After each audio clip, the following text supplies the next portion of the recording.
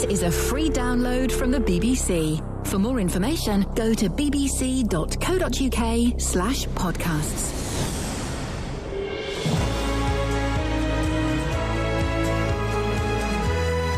Hello, podcasters. How are you? Go on, answer. I don't care if you're in your car and you think I can't hear you. I can. Or a bus. Yeah, you, on a bus. Walking down the street. Or in bed. Naked. I can hear and see all of you. And you disgust me. Coming up, I shave my beard and I get sore legs. But here's that jingle that separates this bit with the next bit. Across beds, hearts and bucks. This is BBC Three Counties Radio. Do you guys say anything in this one? Can do. You don't have to. It's the weak bit. It's the weak bit. What do you mean? What? What do you mean the weak bit? When you two speak in the podcast. It's not what people are tuning in for. It's not the I'm so sorry, I've forgotten your name. Dashy. It's not the Kelly Betts podcast. It's not the Katie Boyle podcast. It's the... Well, no. Well, then go and do your own podcast. Can't be bothered. Well, exactly. Why don't we just do this one? We could just steal Ian's. All right, then. We just ride on Ian's. Away you go. Let's do it. Ride roughshod over me, girls. No, let's do it. And if you enjoy the podcast, feel free to tweet at Ian Lee and let him know that you prefer at 3CRKate and at Kelly Betts in control of the podcast. And to that shrimper fella who tweeted me earlier on this week and hurt my feelings. This week we've got some new trails. That wasn't even from her mouth. What are trails, Kelly? Trails, they're like adverts within the BBC. So it'd be an advert for another BBC show. So the new one really bigged up our show. It made us sound brilliant. It made us sound massive. It made us sound exciting and unmissable, didn't it? It really did. We weren't on it. Today on BBC Three Counties Radio. From 9. The JVS Show. With the big phone in, the hottest topic of the day, and your consumer problems. From 12. Nick Coffer. Showcasing the very best of beds, hearts and bucks with great guests, loads of advice and the music you love. From 3. Roberto Perroni. I'm here with a roundup of the day's news, the latest travel and your stories. From 6. Three Counties Sport. With a look back at the weekend's action and taking a look at the grassroots sport across beds, hearts and bucks. Today on BBC Three Counties Radio. What about me? What about me? Maybe Wally plays one saying from 6. I don't think Wally likes me because I hijacked the last 2 minutes of his show. They're the best 2 minutes, though. Yeah. Well, listen, we can make our own. I'll make our own today. That's all right, I don't mind We that. better. We better. We won't put anyone else on ours. No, we'll just have you. Say. It could be... So I'll say, at I've the got end... it. It's all right. It's all right. I'm a bit... I'm being silly. It's all right. From 6 o'clock, Ian talks about some stuff. From 6:30, he's going to talk about some more stuff. From 7 o'clock, join Ian talking about some I stuff. feel like you're taking the mick a little bit, Catherine. She feels like being a bit sarcastic No, again. I thought it was quite a good illustration of what we do. Is she being sarcastic, Kelly? No, I think we're with you on this. You sound like you're being sarcastic. No, I'm genuinely... I've got tears in my eyes. Listen to my voice. It's shaking because I can't believe... Can't see any We've been forgotten about. tears in your eyes. No. Come here. Come on, let's have this out. How about now? What's going on now? We're going to have a hug. It'll be okay, you know. No! Why are we always forgotten about? Now you are taking the mick, right? Thanks. Thanks a lot. Sucked me in there. Morning, guys. Ian Lee, BBC Three Counties Radio. Not good enough to be on the trail with the rest of the team. The other guys, JVS, Roberto, and the cough. That's fine. Should we make our own trail? No, Ian should do it. He's texting. Ian? What are you doing? Ian, who are you texting? I'm not. It's nothing to do with me. I'm listening to you muff up my podcast figures. Oh, wow. I might put that in the trail. Today on BBC Three Counties Radio. Ian talks about some stuff. Suck my piano. From 6:30, he's going to talk about some more stuff. I don't like the jelly. From 7 o'clock, join Ian talking about some stuff. I'm not. It's nothing to do with me. I'm listening to you muff up my podcast figures. Today on BBC Three Counties Radio. Muff up my podcast figures. This is how he really talks to us. This week, it got serious. Now, the mayor of Milton Keynes has resigned after it emerged a taxi driver he personally vouched for was a convicted rapist. Liberal Democrat Shaban Shafiq has handed in his chain, and 2 other councillors have stepped down from the licensing committee after 7 other drivers were found to have criminal records. Well, joined now by Labour and Cooperative Leader of Milton Keynes Council, Pete Marland. Morning, Peter. Morning, Ian. So 7 other drivers were found to have criminal records. What were their criminal records? At the moment, we are doing all background checks to find that out. Oh, so you still don't know? We do know, but what we need to do is make sure that we have the full facts. One of those drivers has handed in his plates, and we will take immediate action against the other 6 as we find out more detail. Because one of the other drivers, aside from this rapist, one had convictions for a sexual offence, didn't he? One has a conviction for a historic sexual offence. Like I say, you know, we need the full facts. Historic is... I hate it when the word historic is used in regards to these offences. He's got a conviction for a sexual offence. Absolutely. In the same way you can't mitigate rape, you can't mitigate a sexual offence. We need to make sure we have all the facts. And like I did with the taxi driver who had the conviction for rape, I will take immediate action. I just need to make sure that we have the full facts available when we take those actions. When do you think you'll have those full facts? We've been working non-stop over the weekend, and we will take that action as soon as we possibly can. When do you think you'll take that action? I will take it as soon as I possibly can. You know, Well, the thing is, Peter, it's quite because supposing there's another one of these drivers who's got a sexual offence, and they could be driving around for ages. You can understand why. I mean, would you put your daughter in a cab, Peter? We're doing all we can to make sure that the public has absolute confidence. Would you put your daughter in a cab? You know, I don't think that the 1,300 taxi drivers in Milton Keynes, the vast majority of them are good, honest, law-abiding people. Yeah, of course they are, but you're playing a little bit of Russian roulette. Would you put your daughter in a cab? I don't think that the vast majority of taxi drivers in Milton Keynes need the tarring with the stained brush. I really don't. But, you know...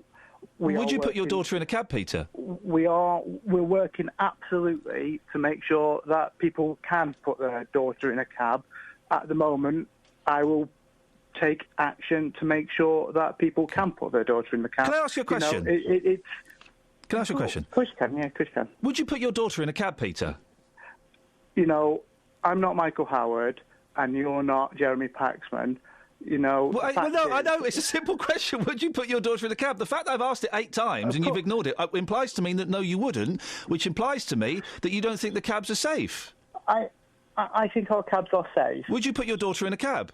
I mean, I don't have a daughter, but at the end of the day, I think the vast majority of taxi drivers in Milton Keynes are good, law-abiding people. Would you put your wife in a cab? Would I put my wife in a cab? I think that would be completely her decision, but... You know, I think the vast majority of taxi drivers in Milton Keynes are good, honest And people. we know that, Peter, and we know that, and I'm not tarring all of the taxi drivers with the same brush, but you've got 7 people who've got criminal records. This is not including the rape guy. One has got a sexual offence, and we don't know what the others are. So it could be something like shoplifting, or it could be rape. We don't know, you've not been able to give me a date as to when. You've not been able to give me a date as to when these people will be suspended or have their licences revoked if they need to be. Let me be really clear. Those 6 other people, they're not 7. One has handed in his plates. The offences are not of the order of magnitude. What are they then? You said you didn't know. Sorry, I thought you said you didn't know. What are they? No, I didn't say I didn't know. What I said was we are working to assure we've got all the facts. Okay. But I can give the people of Milton Keynes the assurance that we will take immediate action when we know all the facts and we are able to do so. When do you think you might know all the facts? How long will that take? We're working... Today? Tomorrow? This week? Possible. You know, as soon as I found out this guy was a rapist, I took immediate action. The public of Milton Keynes can be absolutely assured that, you know, the vast majority of taxi drivers in Milton Keynes are safe, and of course they can get in a cab. The other taxi driver who's got the conviction for sexual offence, have they had their licence revoked? Not at the moment. Oh. We are working to do that. How long does it take to revoke a licence of someone who's been convicted of a sexual offence?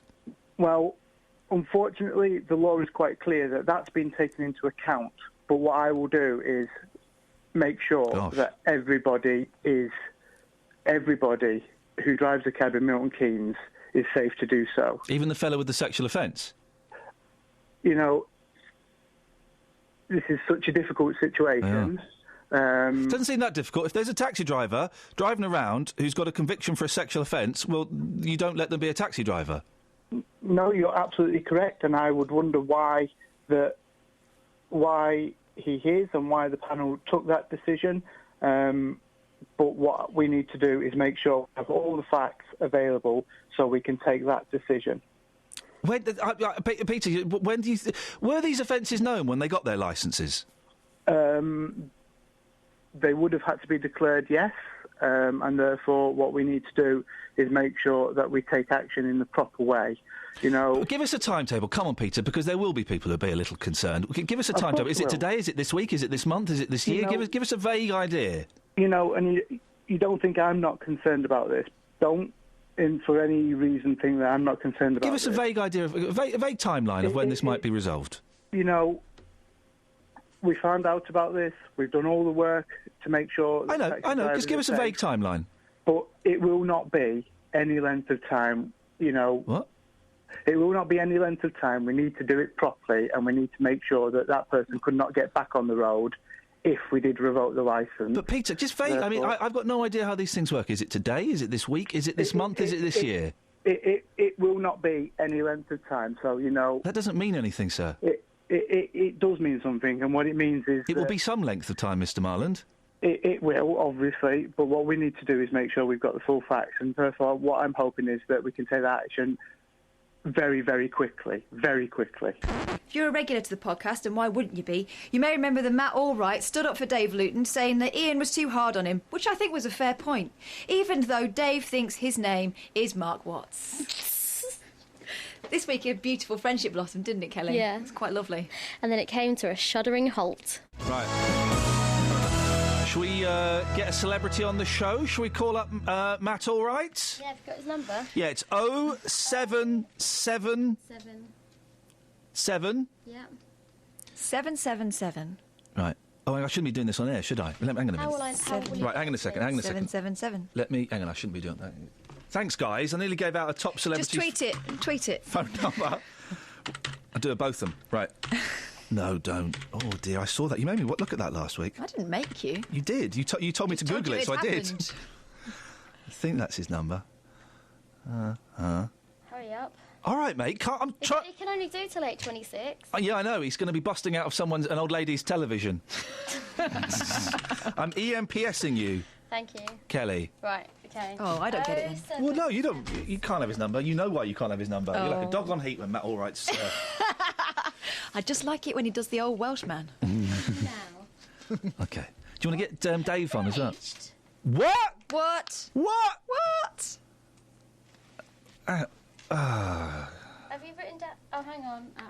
It's OK, it's not. It's the excitement. She's misdialed. I'll get your other fella. Get the other fella. This is exciting, isn't it? This is like zoo radio. Right number now. We don't care.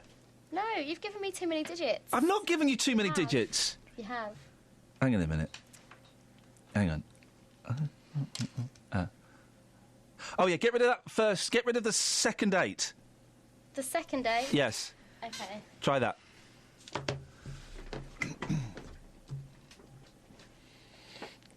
Hello, Dave. It's Catherine from Three Counties. In the meantime, why don't we have some music? We've got a nice surprise for you. Should we have a little bit of music? Let's have some of this.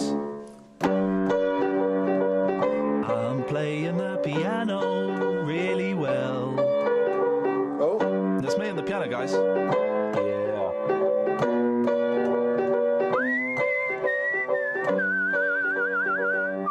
Oh, I don't know where it goes there. There we go. Here comes some more.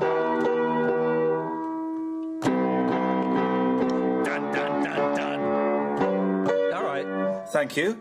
That's the first song. Next one. Here we go. This is the second one. It goes... Gosh, you really are a showman, aren't you? Yeah. I had a candelabra. I won't tell you where, but I had one. This is me playing the piano. The old pianola. Slapping those fingers down. Aren't you on it? I'm a pianist. I'm a classical pianist. You're a massive pianist. Hi, bit. Can't do it with my left hand at the same. Are you doing claw hands or are you doing hands flat to the piano and then slapping them down? That's what it sounds like. I was lost in music. Sounds like you're doing it with your elbow. I know someone who's also a pianist. It's Matt Allwright. Good morning, Matt. Oh, good morning, Matt. Did you just say pianist? Yeah, pianist. You're a pianist. Pianist. Yes. A pianist. You are a pianist. That's very edgy pronunciation right there. That was me on the piano. That was really lovely, Ian. It was really lovely. Have you had a tuner yet? Have you had someone in to come and have a look at it? The D keeps sticking. Okay. I'm not sure what the answer is. I'm not going to come across like some sort of expert. I'd suggest you put talcum powder on it. That usually sorts that sort of thing out. It does. When it gets stuck, I always put a bit of talcum. Now, listen, are we allowed to say that you're filming in Stevenage today? No, because it would be an outright lie. Oh, blimey, we don't do that on the BBC. No, but what is happening is I have a new programme which starts at 9:15 this morning. Oh, here we go. Here we go. Right, all right, okay, just so... Let's mention which was partially filmed in Stevenage. So now, there is a point there. Everybody, please record it and listen to Jonathan Vernon Smith, and please record a Matt show and then delete without viewing. You're not replacing Homes Under the Hammer, are you? No, we wouldn't do that. Good. No way. What were you doing in Stevenage then? What dodgepots were you outing? So, listen, what we were doing was making a programme called The Housing Enforcers, where I was hanging out and trying to be one of the housing officers from Stevenage Borough Council, all of whom I'd like to say a massive, I think the term is shout out. A big up. Yeah, you can big them up, definitely. I'd like to big them up. I'd like to big up Tony, who is a fantastically cool guy. All right, mate. Or you could just phone him up yourself. Stop wasting my radio time. Just send him a text. No, I'll tell you the difference. Because people need to realise that their housing officers are there for them if they're in rented accommodation and they're having a hard time. Gosh. Then a lot of people don't realise that's who you can call. This is taking a serious turn. This is a serious issue. Did you do the Welshman? No, I didn't do the Welshman. No. Did you get wee-wee on your head? Not on this occasion. Although I did step into lots of gardens full of poop and rats and sticky carpets and mould and damp. So there is the requisite degree of displeasure on my part and discomfort. So you should be comfort yourself with that a bit. And it's all in Stevenage, is it? No, it's not all in Stevenage. 1/6 of it is in Stevenage because we go to 6 borough councils or districts around the UK to hang out and have a look at the complaints people are coming in with about their rented accommodation, That's on today at 9:15. Yes. You've bigged it up. Say hello to Dave. Why? Oh, good morning, sir. Hello, Dave. How are you? Oh, fine, thank you. And you? Yeah, I'm really well. Now, excuse me, but I don't know your name. What are your full name? Yeah, no, it's Matt Allwright, Dave. It's Matt Allwright. It's Mark Watts, Dave. Oh, yeah. Oh, you're the gentleman that texted Ian about me ringing up. There was some communication on that, on that score. Yes, Dave. How are you today? Fine, thank you, Matt. I do appreciate you ringing or texting in that could condemn that man sitting in that studio. Well, I wouldn't go... Hello? He's just hung up! He just hung up on you, Dave! No, he did not. He hung up on you! No, he did not. He hung up. No, he did not. Wow, that was the people's champion, Matt Allwright, hanging up. He hung up on you, Dave! Did you have Elton John in for you over the weekend? Matt Allwright hung up on you. That's never happened. No, He's the most persistent person on the telephone in the world. He never hangs up. He hung up on you. He did not. You dipstick. He did.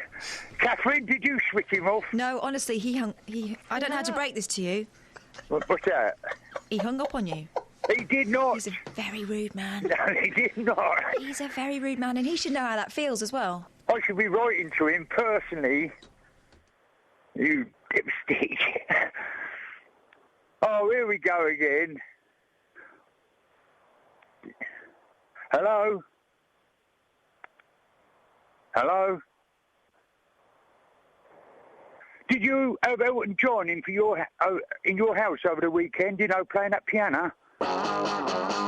Going well, girls. Thanks. Kath, should we do a high five, a podcast high five? Yeah!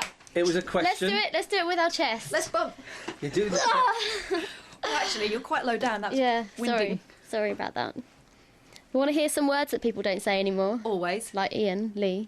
Who? Exactly. Oh, for goodness sakes. Do you like words that no one says anymore? I've come up with some corkers. Yeah. Slazenger, Tamagotchi, McEnroe, Western. Kelly, you've come up with a few, haven't you? Courting. Yeah, I say courting. Yeah, I say it in an ironic fashion. Yeah. Dial up. It's 2 words, but I like it. Opal fruits. It's 2 words, but I like it. Pager. Yeah. Are we just naming old-fashioned things? I paid you. I paid you yesterday. Yeah, guys. You didn't page me enough. You still owe me? I'll page you later. Okay. Alligator? No one says alligator anymore. It's all crocodiles. Kels, any more? T-Rex. You wait till you have sons. They'll be saying it all the time. Abacus. Abacus. Why did you do that? Abacus. You totally abacussed me earlier on, and I didn't appreciate it. And I paid you. Fun bands. Kath, you've not got with any. Well, because it's a silly thing. It's not a silly thing. Puff. Of smoke? No, a puff. Well, there's a reason why I don't say that anymore. No, for the thing you put your feet on. No one calls it a puff anymore. No, people call it a buffet and all sorts. My nan, when she was trying to sound posh, would say buffet. Or a poof. But when it was just us, she'd say, it passes the puff. Really? Yeah. Why was it called that? I don't know. It's a really strange... Because it was a footstool. Is buffet French for something? No. No. No? I don't think so. A poof would be like an inflated thing, I guess. I don't know. Well, you speak foreign. I know, but it's just a noise, isn't it?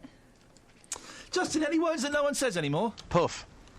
I'm with you on that one. Yeah, do you know what? I bought a new sofa about 2 years ago, and he said to me, yes, the buffet. I said, what? He said, the buffet. I said, what, you mean the puff? No, the buffet, sir. Yes, the puff. It's £199. It's a puff. It's £199? Hang on, let's stop at that bit. Really? It's political correctness gone absolutely bonkers. Probably can't say bonkers anymore. Probably can't say mad anymore. Absolutely. Anyway, well, I'll take your calls on words that you can't say.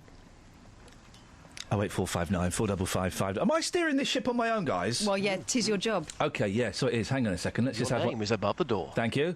One. Yeah. If you hear a whisper, give us a shout. So, Justin. Yes. We know you're going to go to Milton Keynes to talk about serious issues. Yes. Oh, hang on. Oh, yeah, we can't really combine the two, can we? No, we can't combine the two. Reel it back. I've got something here that's... Retraction, Your Honour, retraction. Can you go and bother some pensioners for us? Yes. Yeah, what about? Well, it says here in the Daily Mail, page 3, it's often said the best times of our lives are when we're young, but now a survey suggests we're in fact happiest in our 70s, because after we reach retirement... There's not long to go. We rediscover the everyday joys of life. No. I'll probably go along with that. I mean, some of our listeners buck that trend, I would suggest. I mean, not that I'm in my 70s. I'm just looking at the facts here. As you know, I deal in fact, not fiction. If you've done well for yourself in your life, you probably paid off your property, you're retired, you should be having a great time with your family, and in particular, with your grandchildren. So, yeah, I can probably go along with that. The suggestion here is that it's not about money, it's just about being more appreciative of having your health and good friends. Oh, like sitting in the garden time. looking at stars and stuff. Yeah. Oh, for goodness sakes, that stuff doesn't make you happy. Is that true? I mean, I'd like to think it does, because I'm not happy now. So, are you happy you're in nearly, your 70s? You're nearly 70, Kath. You're closer than most. Well, not as close as you. Yeah, you're getting closer than me. No. Yeah. No. Quite old. Anyway, Justin, could you go and ask... Could you ask some pensioners whether they're happier now than they were when they were kids? Yep, absolutely. And, of course, off the back, I shall be saying to them, if you hear a whisper, give us a shout. We need a few more of those, which, of course, is going very well, right the way across Beds, Herts and Bucks. Justin, always a pleasure. Thank you very much indeed. I don't buy that. I mean, I'm pretty miserable now, and I think it's probably all downhill from here, isn't it? 08459 455 555. What happened to the puffs? And are you an old person? Are you happier now than you were? Dennis will probably phone up and say he is, but I don't trust a thing he says. And others... Who's the fella that phones up and has a whinge? Peter and Warm Green. Peter won't be happy. Peter won't be happy. I can't imagine a time in Peter's life when he was ever happy. I think Peter is quite content. He's quite content to moan. Just because you moan doesn't mean you're not happy. Should I have a bit of Elton John? Yeah. Which bit? Rocket Man bit. Oh, right. Right, let's get to small people. Dennis in Dunstable, morning. Good morning. And good morning to Philip. Good morning. Right, who's the happy... Are you right, let's start with you, Dennis. Are you happier now or then? Yes, I'm happier now. And don't forget, I'm twice your age, so if you're really miserable... What is going on with your phone? I don't know, don't ask me. OK, well, let's ask Philip. Philip, what's going on with his... No, are you happier now then? Or I think I am, Ian. You know, and yes, I'm enjoying myself, you know. What, now? Oh, yes, I mean, so much activities, it's all going on all the time, lots of women, and, you know... now this is what you come down to with the older men. Yes. Slimmer pickings for the ladies means better time for you. Oh, exactly. But old people don't have it away, do they?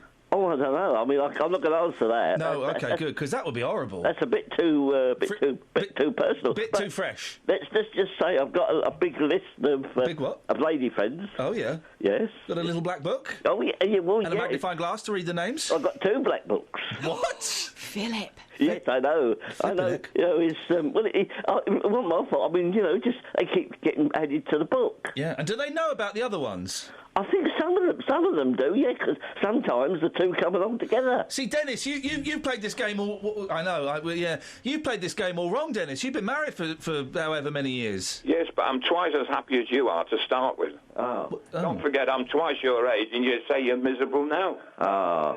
You poor old soul. Is he talking about Ian, or is he talking about me? Ian. Oh, I see. Oh, right. You say you've been married, Dennis.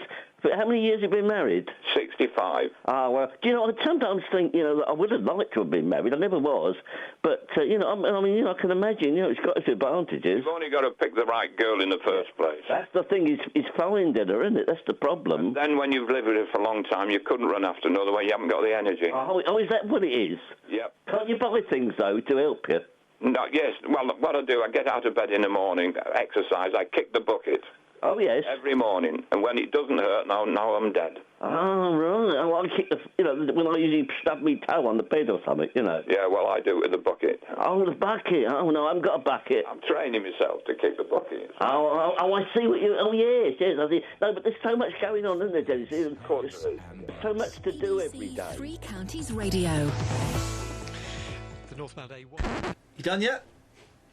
No, we've got a serious bit now. And when we say serious, I mean really serious. This next piece of audio may shock you, and if it doesn't, there is something wrong with you. Yeah, I mean, I've obviously been listening for the last half an hour about this conversation about sexual offences against females, males, boys, whoever they seem to be. I have a criminal record for a similar offence, not as graphic, not as dangerous, but I'd just like to say that when you are brought out of prison, I mean, you've mentioned yourself you've got friends that have been in prison for whatever reasons. Yeah. When you come out of an institution like that, like I have about 20 years ago, you are monitored very, very carefully by the police. You have monthly meetings with the police. They do decide who you can work with, where you can work with. They assess every item, every aspect of what job you want to do. Now, obviously, I don't know what's happened with this taxi driver, how he's slipped through the net or whatever. But I'd just like to say that they are monitored by people, by the police. There's an agency within the police, I think it's Multi-Agency Public Protection or something I think it's called, that actually watch where you live, who you have dealings with, where you work, what you do. And if they specifically think there is a reason or they're not happy with the job or where you're living or whatever it is you want to do, they will tell you and they will stop you from doing it. So there is a way that people can be stopped from doing certain jobs. Well, what's interesting about this case, John, and I really appreciate your call, is this fella didn't slip through the net. When he went to the licensing board, he was very honest and open about his criminal conviction, and yet he was still passed. So I guess that the issue here is how thorough things like the licensing board in Milton Keynes is, because it does seem inappropriate this guy was let forward. You say that you've committed a similar offence. Am I allowed to ask what your offence was? It was of a sexual nature, that's all I'm going to say. But it wasn't as graphic or as intense of what this taxi driver was supposed to have done. Okay. And how long did you serve in prison? I did 12 years. So it would be fair to surmise from that, John, that what you did was a very serious offence. 12 years is a long time, is a long sentence. It was taken as a serious offence. I went as a no guilty plea, but obviously the CPS decided that because of what the offence they weren't happy about giving me a half sentence or whatever. They wanted to give me a punishment for what I did. Yeah. Basically, obviously, I had to take that punishment, and I was rehabilitated in Her Majesty's pleasure, and I was given courses and stuff to help me while I was in there, which I've turned my life around. I'm now in full-time employment, and I've been out of prison 12 years now. And the other thing I'd like to say is, obviously, you said, or it was mentioned, that some prisoners, or people that have been in the prison service, been in prison, aren't reformed. I am a reformed prisoner. I've been out 12 years. I've not been in any sort of trouble since. And is that because, and John, I'm going to ask you a question, please don't be offended by it, is that because you've not been caught, or is that because you are leading a completely different life where you're not even tempted, you're not even looking at anything connected with your crime? Exactly, the second of that. Okay. I mean, it was the first offence I'd ever done. Unfortunately, I was caught for it, and obviously I served my time. I'm not a person that's going to go out looking for trouble, looking for an offence to cause, to do, because I'm not. And this is the second part of that conversation, second part of that question. Yes, I have turned my life around. I'm not interested in that again. I'm now, as far as I'm concerned, a law-abiding citizen. I want to get on with my life. Yes, I've had trouble from people that have found out I've been in prison, and well, it was for I've lived in different areas around the country. That's why I don't want to give in too much detail away. Can I ask, John, I don't want to know where you work or what you do, but can I ask vaguely what field you work in? Transport. Transport, okay. Not as a taxi driver. No, okay. And can I ask a question, John? Just because I just heard something when you called in that maybe the listener didn't pick up on. Your offence, was it to do with children? I was accused of an offence against a child, yes. Okay. Yes. Which I strongly denied, but obviously the evidence I had against me, they decided that, because I think it was a long time, let's say it was about 20 years ago. They must have had some strong evidence to send you to prison for 12 years, mustn't they? Yes. It could be argued, John, and I don't know what your thoughts are on this, if you say that, that you underwent rehabilitation and since you've come out of prison you've turned your life around, that possibly prison may have been the best thing for you if it stopped you reoffending. It stopped you damaging your life and also it stopped you damaging the lives of other children. Yes, I actually agree with that. Yes, I do. It gave me a lot of time to think. Obviously, it took away my independence because I was told what to do. I was locked up nearly 24 hours a day. I was told where I could do certain things, how I could do certain things. It gave me a lot of time to sit and think. And yes, it did. It was a short shock, not a sharp shock, but it certainly was a shock to the system. For somebody that's never been in an institution like that before, the first offence to be banged away for 12 years from his friends, family, and my family turned against me as well, which I lost my family, unfortunately. Are your family still against? Have you still lost your family, or have you made any peace with them? It's a long story. I'm trying, but at the moment it's a long, because they were so upset and distraught by what had happened that it actually, my dad, bless him, when Dad lost his life because of the stress. And he passed away sadly while I was away, because he couldn't cope with what had gone on, and knowing his son had been involved in whatever it was, and he'd ended up in prison. It actually, and I still have that guilt with me now, that the fact that of what I was supposed to have done actually killed my dad, and that's something really, really hard to sort of, it's. And you say what I might have done was actually taken my dad's life, so to speak, if that makes sense. And you say that you're monitored by the authorities. Can we call him Shoot Allen? Sorry? I missed that. Who was that? That was a voicemail come through. Oh, okay, right. And you say that you're monitored now, John. And again, I stress this isn't your real name. Do the police? How closely monitored are you? Do they come and check your computer? Do you have to check in with them every 6 months? How does it work? Basically, I'm under public protection. I have a public protection officer who keeps in monthly contact, and every 6 months they come. We have a meeting.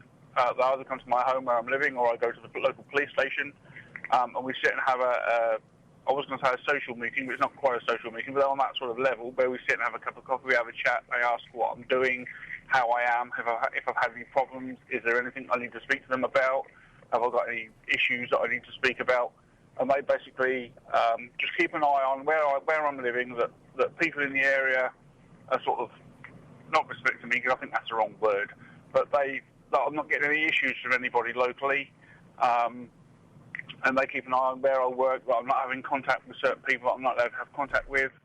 The issue you mentioned about computers, I've never had a laptop or a computer, so that's not an issue for me.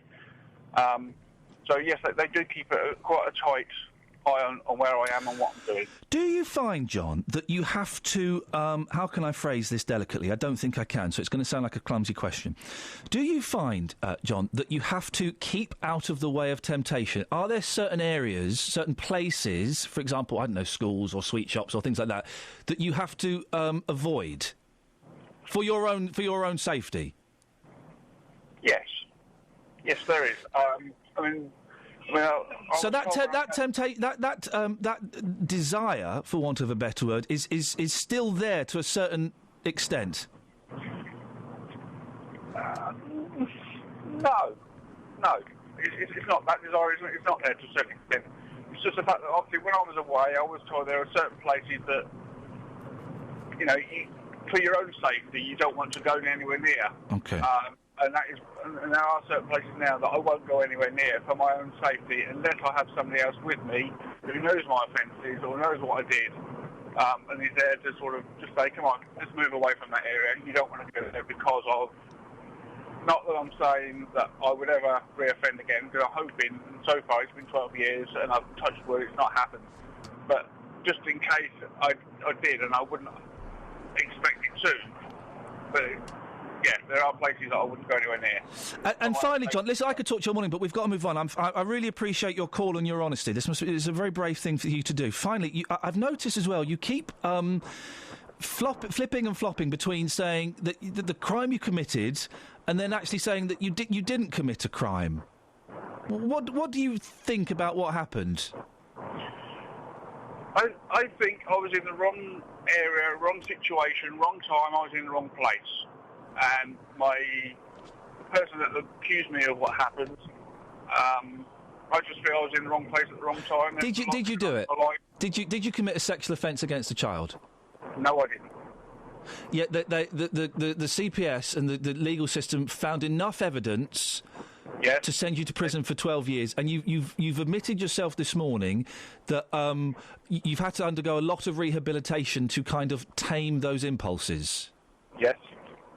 Basically, when you're in prison and you go and you get into a rehabilitation, to get yourself, I was going to say a shorter sentence, but to get yourself through the prison service, they give you courses like cognitional courses, they give you offence courses, they give you rehabilitation courses that you do, and the way they look at it in a prison, I don't know whether you're aware, if you don't do certain courses, you don't do certain things in the prison, it goes against you in the prison service, for getting you back out into the community, and then when you are back out in the community through the probation service, through the police, into your future life, if you haven't done these certain courses or sat and done through the rehabilitation courses in the prison service, that goes against you. It goes against you. Would it be fair to say, John, that you've learnt to say the right things to kind of get your freedom? You've not actually changed in any way? Yes. Yeah. Yes. Here's Iain Lee talking about his ex-beard. Now, Jonathan Berners-Smith is here. Yes, you're right. You shaved your beard off, haven't you? The beard's... Yes, I have. Well spotted. It's a shame. What was your first clue? One or two people said, or I thought rather unkindly when I took that photograph of you, one or two people said you look like Jeremy Beadle. Yeah. Who said that? People who work here? No. Or just losers on the internet? Listeners. Those I don't care what those guys You say. don't care? Jeremy Beadle was yeah. That's a shame. Did I look like Beadle? I don't think you did. No, I thought I looked handsome, and then it started getting a little bit wiry, and I thought, off right. a bit. And I had a lovely shave. Were you worried you'd look like an old, smelly tramp? No. Oh. Why would you say that? Well, I just wondered. Why would you say that? I just wondered. Why did you wonder that? I just wondered what the reason was you shaved it off. Odd thing to wonder. Why? Well, not really odd thing to wonder. Well, do you think you look like a smelly old tramp? No. No, of course not. Did you think that? No.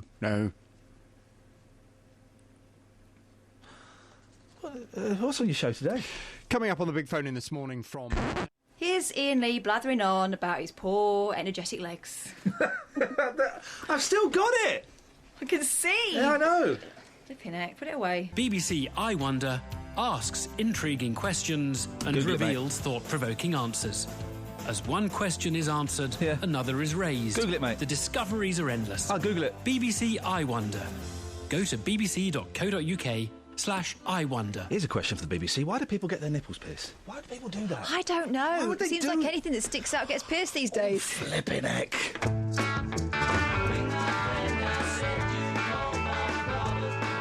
Here we go. Listen, they go crazy.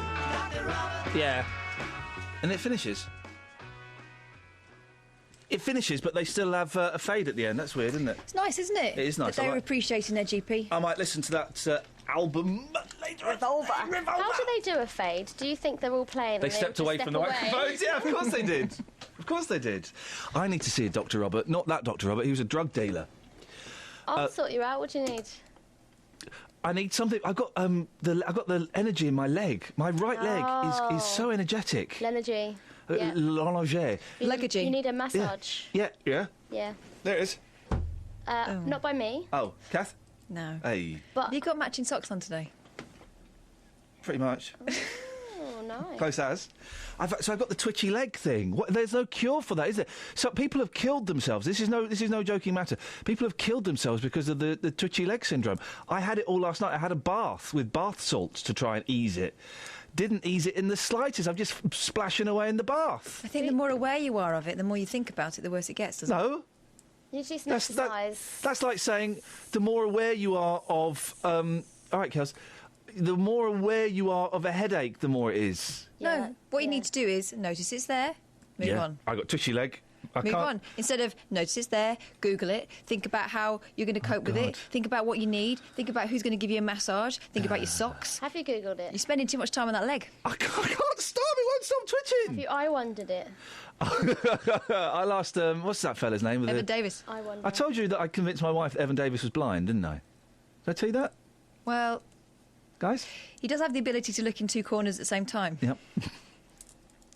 08459 455 555. This is a serious issue with my leg, right? And if anyone knows how to fix it... I can fix it. Go on, then. My mum used to say I'll hit you over the head with a pan and then you'll think about your headache instead. No, I think about how I'm going to sue your mum in court for... I could give you a dead arm. Exactly. No, it's my leg. Distraction injury. Distraction. This is more powerful than anything I've ever felt before in my life. What if me and Kath both simultaneously slap you around the face? You see, they were walking away from the microphone and doing a fade out there, and that was awesome.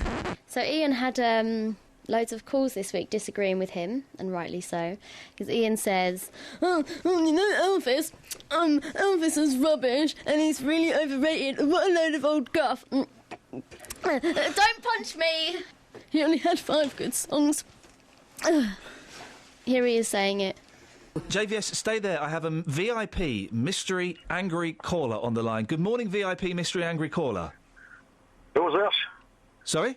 Who am I speaking to? It's Elvis Presley. I hear you been slagging me off this morning. That's the language that Elvis would use. Yes, Elvis, I think you're terribly overrated. Well, I tell you what, mate, I've sold more records than the Beatles. You tell me what, mate? 1.3 billion records I've sold. OK, what's your favourite record that you sold? My one? In the Ghetto. Could you skip? No fires on a cold and gray Chicago morning. A poor little baby child was born in a ghetto. You play too much of that Beatles, sir. That is, listen, you've done 5 good songs, and that's one of them. But things like I've sold over 1.3 billion records, Ian. Okay. I'll tell you something else now, you. Yeah. You're getting me so angry. Yeah. I'll be outside the studio this afternoon. You know what I'm like. Okay, I do know what you're like, Elvis. Dead. Yeah, you've seen all my films. I don't take any from nobody. Okay. Well, Elvis, listen, I'm sorry if you've been offended, but you are a little bit rubbish, aren't you? I don't agree with that, sir. Nor the millions of people around the world. Okay. Well, what's your message to your fans, Elvis? God bless you all. I love you all. Okay. Not a bit weird that you died 35 years ago? No, I'm still alive, sir. And where do you live now? I'm on an island in the Caribbean. OK, and you listen to Three Counties in the Caribbean, yeah? I do, sir. I've got a great big area. That's partly why you're so famous. And you've got a summer home in Hemel Hempstead, have you? No, I've got a caravan in Clacton. Elvis, thank you very much indeed. Wow.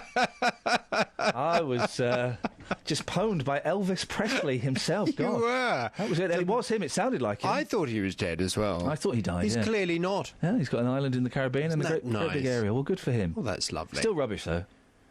I think you're very mean about Elvis. Why? He's not that bad. He's got some good hits. He did 5 good songs. Well, I know you've said about the 5. I like Burning Love. That's not bad, yeah. Chunker hunker burning love. Ooh, that one. We should probably get on with flagging up your show, mate. Coming up on this morning's Big Phone. Here's some serious stuff from Thursday. And? I wouldn't phone you earlier on. I didn't want you to have a go at me. I get my free television licence tomorrow, darling. Well, you must be looking forward to it. Do you think you deserve it? Of course I do. Listen, I came to this country in 1956, and ever since I've been here, I have worked. I've never got a penny from the government. So you stop and think about all these lazy lads. But why should regardless of who they are, who have never worked. My family's not worked. Oh, why should I work? That attitude. I've worked and paid for what I'm getting. I don't know any people like that. Don't you? No, I don't think. I think you must go around your eyes closed. Then I really reckon you go around your eyes closed. How do you walk around, Anne, and know, and just by looking, know which people have decided they're never going to work? Of course you know. How do you know, Anne? If you live in a place for long enough, you can see. How do you know? See. How do you know that these people aren't ill or haven't tried to get work? For God's sake, come off it, Ian. That's as bad as you yesterday saying because you've got what they call it, leg syndrome. You're entitled to a blue badge. I'm seeing someone about that tomorrow. Seeing someone about that tomorrow. Got twitchy leg. Yeah. Well, you'd have more than a twitchy leg if I got hold of you at times. Thank you.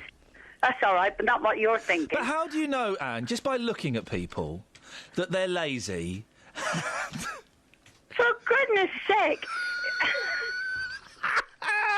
Catherine, behave yourself. It's not Catherine in this instance, it's Kelly. Oh, my God. I know. And I'm blushing at what she's just typed on the screen.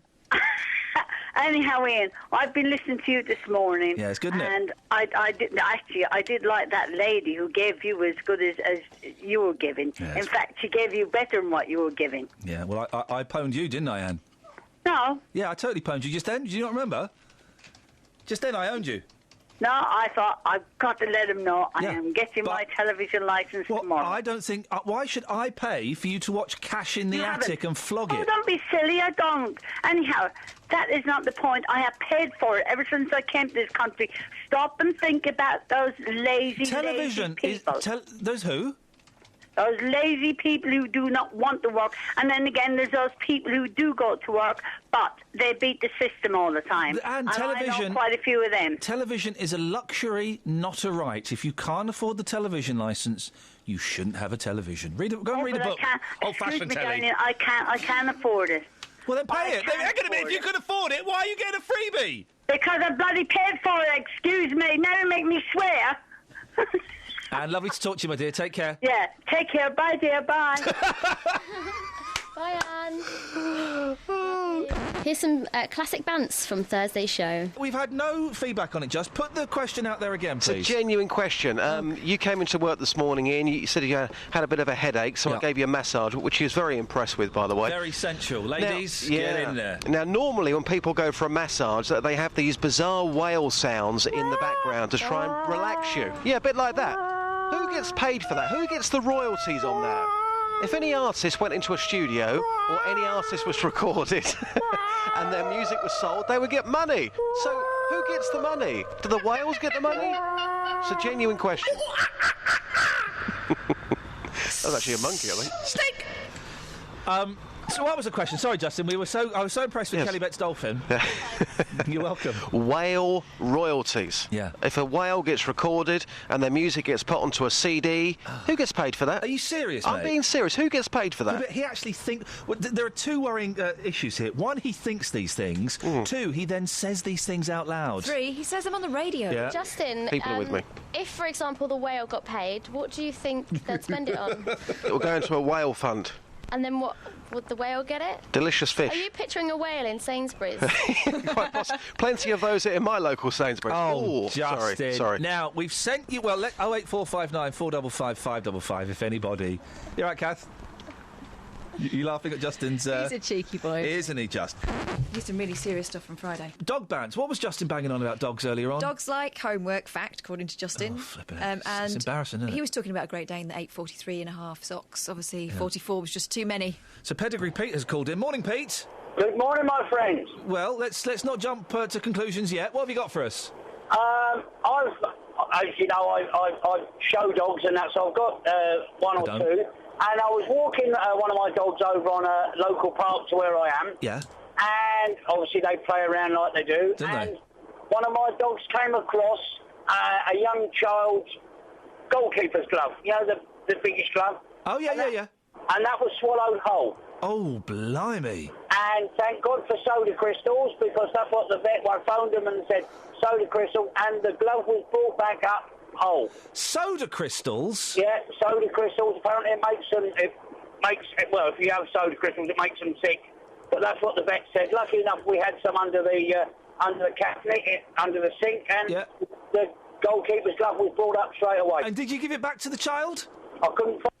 If I had, I'd have wrung his neck, because if I'd have had to go to the vets, it'd have cost me a fortune. Yeah, it was the kid's fault that your untamed dog ate his glove, wasn't it? Well, no, but he shouldn't have chucked it away, whatever, because it was in good nick. It was in good nick. Yeah, go on. Before you cut me off, can I just say one thing about these blue badges? Yes. This is my view. And my view is, if they park in any of these superstores, as in, all right, I will, Tesco's, Morrison's and all those. Sainsbury's, Waitrose, yeah. Why don't, and I forgot them, and M&S. Aldi. What? Yeah. Lidl's. Yeah. Now, Sainsbury's. Why don't they? Why don't they? Iceland. I forgot about Iceland. Yeah. Oh dear. Yeah. And farm foods. Yep. Anyway, why don't they have? Oh no, I can't think of another one. Do I win? Yeah, you win on that one. Sweet. Why don't they have a contract with a clamping firm? Oh yeah. And if the vehicle hasn't got a blue badge in it, clamp it. And if whatever proceeds they get from it, give it to some charity. Pete, thank you very much indeed. There we go. That's Pedigree Pete there. Wise words. Very wise words. Here's some classic bants from Friday. What's this new word you've invented this morning, Ian? Which one? Traumatised. Hey, we didn't invent that. No, it's traumatised. Traumatised. No, listen, Dave Luton... Traumatised. Speaks his own... he speaks his own language. I like the mushy peas. Traumatised. Yeah, he speaks his own language.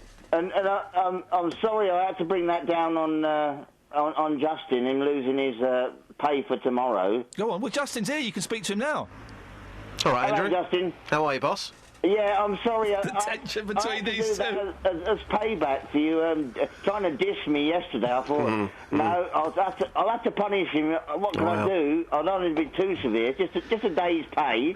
So I'll have this match on the thing, so his show gets dropped. Andrew, you're even more deluded than yesterday, my friend. No, I'm hoping to bring you back next week, though. Right. But as long as you don't start using words like deluded. Yeah.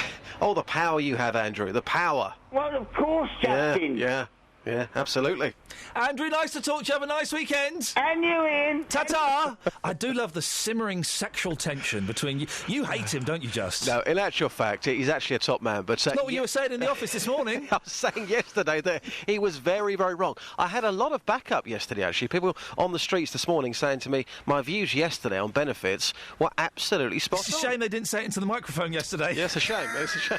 Seriously, Justin, you and Andrew just need to hug this one out. I think so. Do you know what I'd love?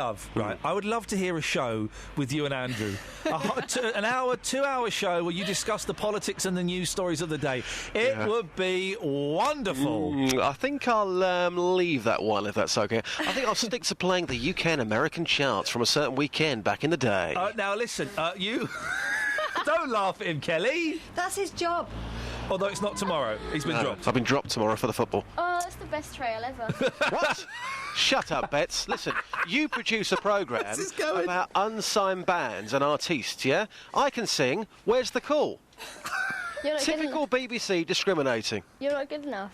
I'm not good enough. Right. Where's your instrument? Right. So hang on. I thought you said that if you're unsigned and you want to get your music on the radio, give us a shout. I'm giving you a shout right now. Well, I tell you what, let's have a little audition. Let's have a little audition now.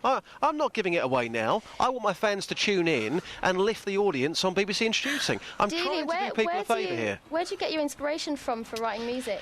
I get my inspiration from real life, actually. And what sort of songs do you write? I know Ian's not a fan of this, but I write songs from the heart. What style of music? Soulful. Yeah? Do you want to give us a burst now? No, I've just said to you, book me for the programme and I'll sing for you. I have to hear someone to book them. What are your views on happy hardcore? No, I don't do happy hardcore. But again, to go back to Kelly's point here, it's like saying to Elvis Presley when he was alive, I'll tell you what, Elvis, sing me a song and then I might book Someone a ticket did. for your concert. And then he done it and Someone he got a did. job. Yeah, but no one... You buy a ticket for the concert, then you hear it. No one booked Elvis without hearing him. Calm down, guys. Calm down. Dealey, I've noticed when you're talking to your colleagues and also to Andrew, there's a real tension within you today, and I think I know why. Why? It's because about 2 hours ago, you came up with the most ridiculous topic ever. What has your dog eaten? Yeah. I said, if that works, I'll buy you a breakfast. Right. And I know for a fact it hasn't worked. How do you know that for a fact? Because you got one person who had a really boring story. You had to go out and do it again. Who's your source? I'm not revealing my sources. Right. Ketchup. Now, hang on a second. This morning, I produced content on blue badges. No, I'm not. I have produced content on police compensation. Great content. Great content. You came up with what has your dog eaten. I told you it wouldn't work. You poo-pooed that. Yeah. And I've been proven right. The reason we're talking about this is because I was casually reading The Independent this morning. I was the Telegraph earlier. I think it was The Independent as well, and the Daily Mirror. It's in quite a few of the papers. Somebody's dog, they had a Great Dane. Somebody's dog wasn't eating, and it was very poorly. They took their dog to the vets. 43 and a half socks were discovered inside that dog. Every dog owner has got a story. Colin's a dog owner with a story. Exactly. Go on, Colin. Hello. Hello, Colin. I used to have a dog, and I left him when I went out to work one day. This is a long time ago. Have you got your teeth in, Cole? Yes, I've got all my own teeth, thank you. Yeah, in a box by the bed? No. Okay. Okay. And I walked into my flat and I thought, smells nice in here today. And I left some, you get tiny glass vials of expensive aftershave and perfume. Oh, yeah. It was sent to me. Yeah. He'd eaten those. Wow. Is that not good enough for you? Crazy dog. Oh, yes, he was. But he was lovely. Good story. Thank you. Bye. Bye. There you go, Ian. You see, people are coming up with the goods. I've got a gripe this morning, by the way. You can get cream for that, I think, now, can't you? Can I just say something on the record here? Can I just say something? Yeah, go on, brother. The streets were a tense place this morning. He's up on one now. Okay, the streets were tense. I'll tell you why. Gosh. And I'm going to put this on record. Yeah. I feel sorry for Staffordshire Bull Terriers. This morning, I approached a man who had a Staffordshire Bull Terrier. Looked like a lovely dog. I said, "Excuse me, sir." He said 2 words to me, the second being off. And then he walked off. I'm back in Luton again this morning. This is the second time in a month that somebody has abused me on the streets, swearing at me for absolutely no reason. Oh, is it my face? You wait till you get to the office. Hey, that's it. That's your lot. That's your lot. Thanks for For listening. my podcast. Oh, he's Complete actually... and utter plums. He's actually... Utter rubbish. There's a reason you don't have your own podcast or your own show, because you're complete muppets. You don't have to do radio. It's a matter of time, Kelly. It's a matter of time. Thanks for listening. Same time next week. I winked. Thanks for listening to this free download from BBC Three Counties Radio, your local radio station for beds, hearts and bucks, on FM, AM, digital radio, and online at bbc.co.uk/3counties.